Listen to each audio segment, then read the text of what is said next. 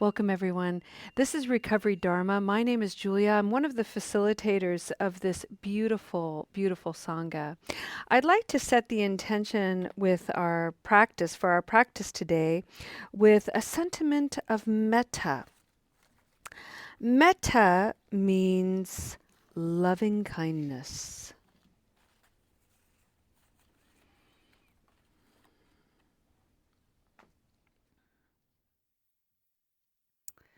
This is a little painting that I made, and on the back of it I write these sentiments of metta. This one reads, "May you stay open. May you stay open."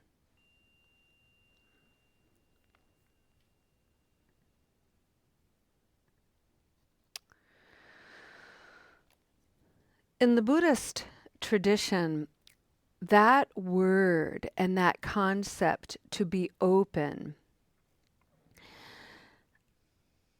doesn't so much have to do with being tolerant or even being curious necessarily. We hear it in the West all the time, just be open, just be open. This particular idea of openness is all about being surprised, putting down expectations and attachments to thoughts dictating how things should be, and being open to being surprised of, oh, so this is how it is. Wow, would you look at that? And sometimes how it is terrible. We hate it. And it shouldn't be that way. And it is anyway. So we have to be open to it. Open to, wow, despite my effort to anticipate, despite my effort to control, despite all of my efforts to superimpose my expectations upon everything, life is as it is. Wow. Okay. Staying open. It helps when we have masterful teachers guiding us. And on Wednesdays, we have been reading the work of Zen masters. We began this practice a few years ago, and we began this practice with the pandemic, and we were studying the book Zen Mind, Beginner's Mind by Suzuki Roshi.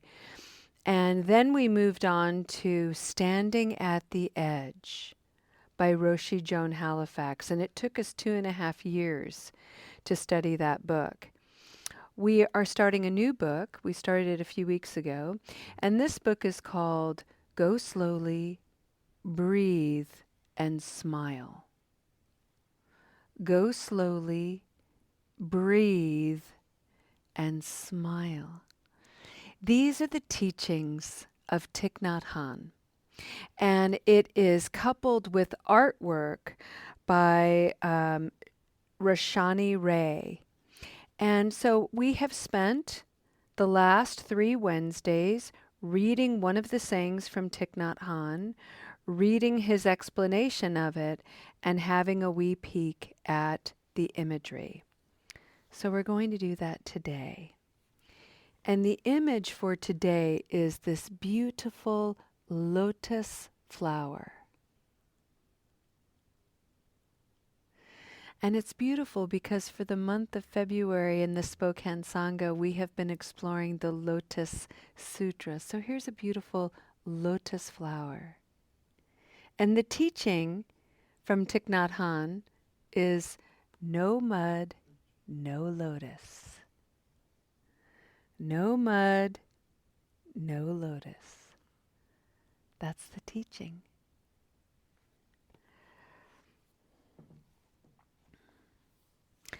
So let's just take that in for a moment. No mud, no lotus. Why is that?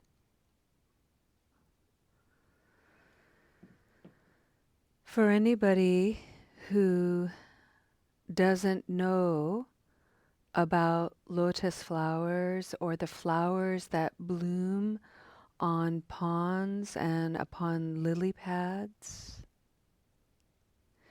These water-connected plants germinate deep within the soft, dark, wet, muddy soil. And they rise through the water, and they burst through the water surface, they break the water's tension, where they meet the air and the sun, and they flower.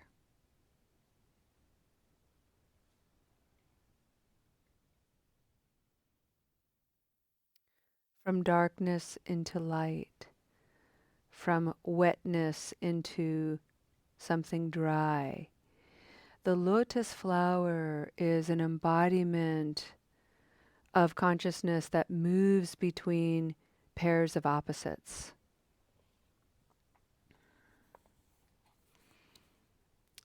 Thich Nhat Hanh says, "Everyone knows you need to have mud for lotuses to grow. Suffering is a kind of mud that we need in order to generate joy and happiness. We have to learn how to embrace and cradle our own suffering and the suffering of the world with a lot of tenderness.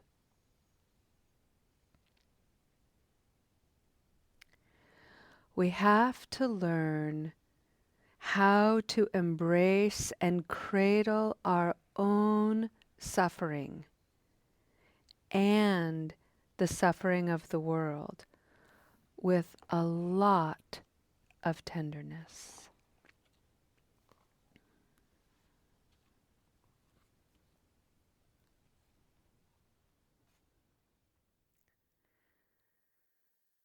Friends, with permission,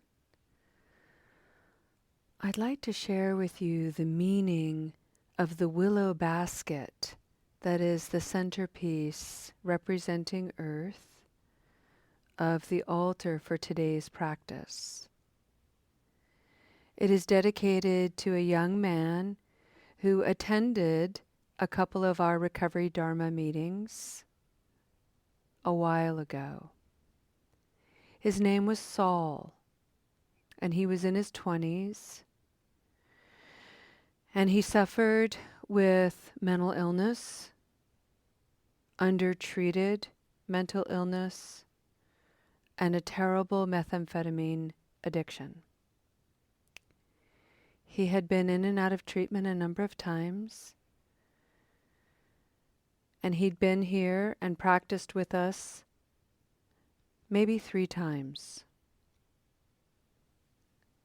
And his mother told me recently that he felt peaceful here.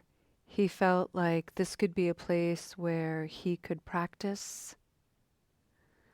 But he never got the chance. A few weeks ago, he got into some trouble with the police, and he ran away, and he jumped in the river, and he hasn't been seen. That willow basket was empty since December, and I was watching my mind stay attached to it, knowing that I would release it someday, but I just didn't know when. And then inexplicably, over the weekend, I gathered up the white petals and I put them into that basket, mostly to get them out of the way, but I thought it would look sweet and pretty. Those white petals came from chrysanthemums and daisies, although they look like the white petals of a lotus flower. And then this morning, in my yoga practice, and it could have come in anything that I was doing to create stillness for myself. Sitting in meditation, mindfully chopping carrots for soup, washing the dishes, creating art. It doesn't matter what you do. Today it came through with yoga, but I got a very clear image that all week long, for some reason, I have brought that basket in the center of our practice to receive all of your intentions, all of your stories, all of our suffering, all of our healing, everything that the Spokane Sangha has been working with the Lotus Sutra, being heart-led, learning to breathe, loving, being open, all of that has infused that willow basket and will continue to do so all week long until Friday after our practice, where I'll present this basket to Saul's mom. Her name is Beth. And I'll wood burn a token with his name, and I'll put it in the basket, and it will be a gift to her, a symbol of suffering, of healing, of love and friendship, of affection and release. And I'll invite her, if she wants to return it to the river that seems to have claimed Saul's life.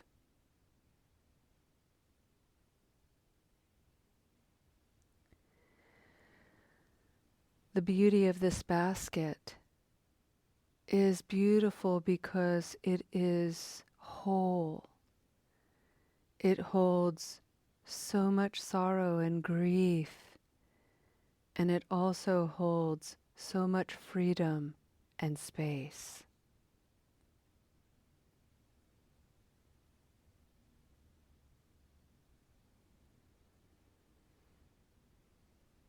We come together into community to practice breathing and stillness, to awaken to the bothness that defines the whole of our lives.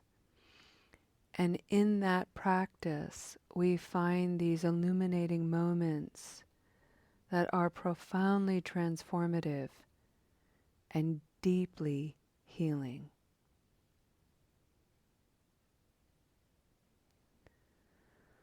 From the mud of your experiences, from the darkness of your own suffering, may you have the courage to rise toward your own light and flower and release. Your healing is the healing of us all.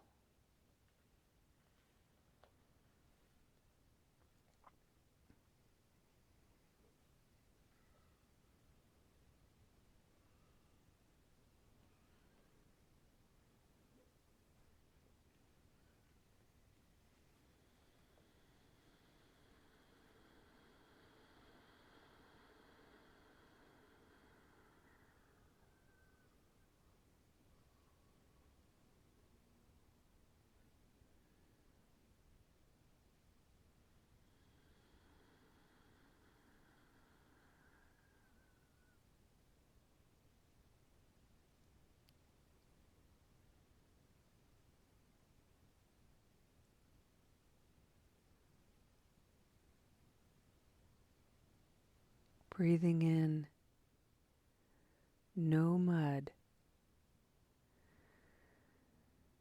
Breathing out, no lotus.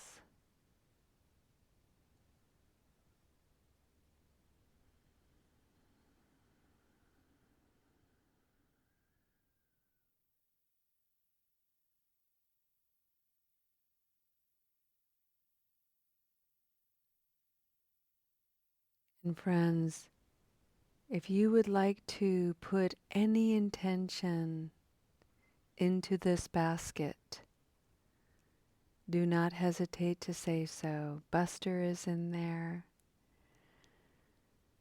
Anyone who has gone on can join in this beautiful willow basket in celebration and honor of life and death. Let's breathe in again. Breathing in, no mud.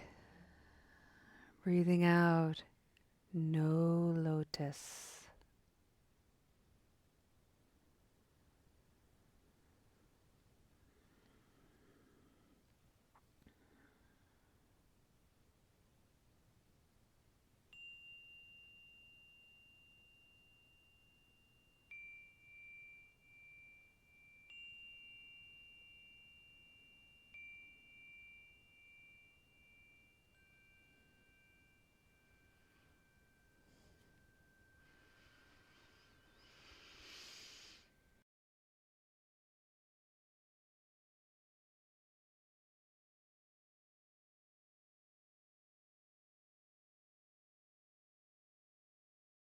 Nice. Alrighty, friends, let's go ahead and end our practice with a dedication of merit. And today's dedication, because we were so blessed to have here today, who reminds us of, he's one of the reasons why we're practicing, is what we are trying to do here is to ease the way for all that's in the world. So that the legacy of violence, may it be reduced, the legacy of intolerance and hatred, aggression and self-loathing, may all of this be transformed in our practice so that and his friends and all of the children to come are left with a world that has access to love and peace, beauty and wonder, creativity and awe, the qualities of bodhicitta embodied in the bodhisattva. So with that, this is more Thich Nhat Hanh. This is a book called Moments of Mindfulness. And this moment reads, a flower does not have to do anything to be of service. It only has to be a flower. That is enough. A human being, a true human being, is enough to make the whole world rejoice. How I rejoice in your practice, in your presence here today, in the way you elevate the spirit and the wisdom of the Spokane Sangha. On behalf of this community, Namo, Namo, Namo, friends. We'll see you next time. Namaste.